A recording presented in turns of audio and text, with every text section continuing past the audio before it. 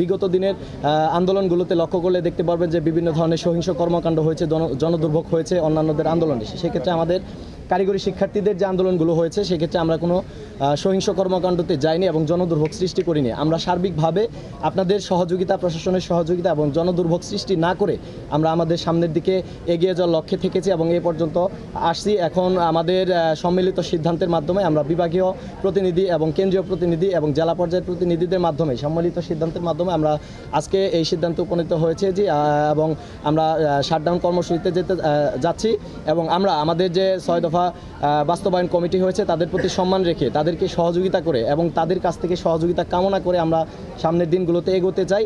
আমরা একটি কথা পরিষ্কার করে দিতে চাই, সেটি হচ্ছে আমরা আমাদের দাবি বাস্তবায়নের লক্ষ্যে এই ক্ষেত্রে আমরা কোনো জনদুর্ভোগ বা সহিংস কর্মকাণ্ডে যাব না।